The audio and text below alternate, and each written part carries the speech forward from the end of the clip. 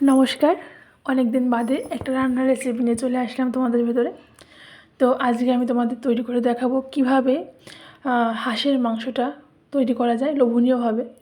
হাঁসের মাংসে একটা আষ্টে গন্ধ থাকে, তো সেই গন্ধটা কিভাবে দূর করা যায় সেই টিপস সহ চলো রান্নাটা করে নিই। তো প্রথমেই হাঁসটাকে আমি কেটে নেচে পরিষ্কারই ছিল, তাও আমি একবার ভালো করে সুন্দর করে বেছে খুব পরিষ্কার করে নিয়েছি। একটা একটা যেগুলো পশম টশম দিতে হয় সেগুলো পরিষ্কার করে নিয়েছি। তো 3টে মাঝারি সাইজের পেঁয়াজ নিয়েছি, একটা বড় সাইজের রসুন, আর রসুনের থেকে কিছুটা কম পরিমাণে আদা নিয়েছি আমি। এগুলোকে পেঁয়াজটাকে কুচি করে নিয়েছি, বাকিগুলো ভালো করে পেস্ট করে নিয়েছি। আর এখানটায় 3টে মিডিয়াম সাইজের আলু আমি সর্ষের তেল গরম করে ভাজতে বসিয়ে দিয়েছি। আর এদিকে দেখো একটা মশলা করে নিচ্ছি। এখানে ওই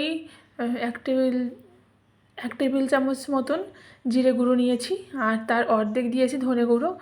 আর লঙ্কাটা অবশ্যই তোমাদের পছন্দ অনুযায়ী দেবে, কে কীরকম ঝাল খাও সেই অনুযায়ী দেবে।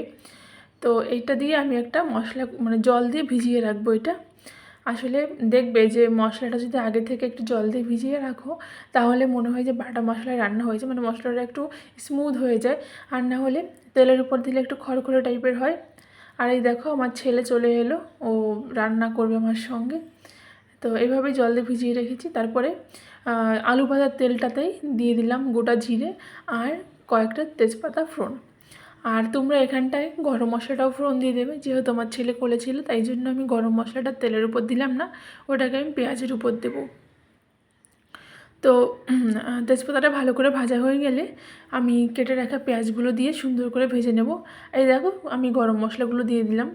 তো পেঁয়াজগুলো একটু ভাজা হয়ে গেলে এই যে পেস্ট করে রাখা মশলাটা আদা আর রসুন পেস্টটা আমি দিয়ে দেবো। আর আদা রসুন পেস্টটা একটু ভাজা ভাজা হয়ে গেলে তো আমি দিয়ে দেবো হলুদ গুঁড়ো।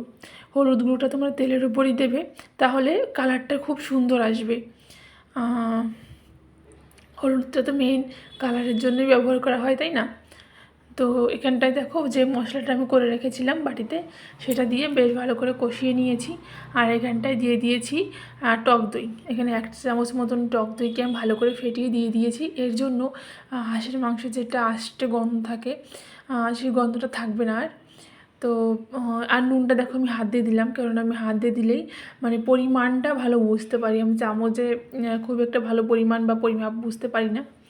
তো নুনটা দিয়ে আর একটু কষিয়ে, হ্যাঁ এখানটায় আমি 3-4টে কাঁচা লঙ্কা ছিঁড়ে দিয়ে দিয়েছি, সেই ক্লিপটা হয়তো বা নেওয়া হয়নি। যাই হোক, তোমরা চাইলে এটা পেস্ট করেও দিতে পারো, কিন্তু আমার মনে হয় চিড়ে দিলে বেশি ভালো হয়। তো তারপরে মশলা দিয়ে ভালো করে কষিয়ে নিচ্ছি। মাংসটা সুন্দর গরম হয়ে গেলে এবার আমি ঢাকনাতে ঢেকে রান্না করব। তো দেখো জল ছাড়তে শুরু করে দিয়েছে।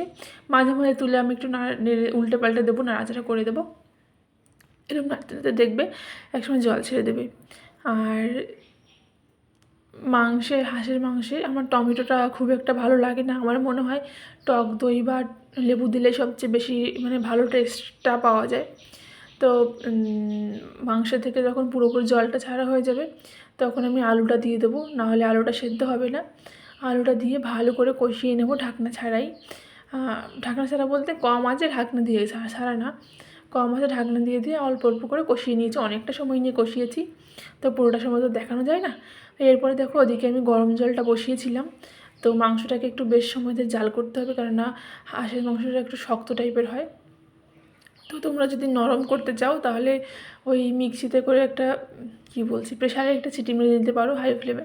একটা সিটি মারলেই যথেষ্ট হয়ে যাবে। তো আমি এখানে কোনো প্রেশারে সিটি মারবো না, কারণ আমার হাঁসের মাংস একটু যার যেটা স্বাদ আর কি। হাঁসের মাংস একটু শক্তই ভালো লাগে, খুব বেশি লদলদে থেকে ভালো লাগে না আমার।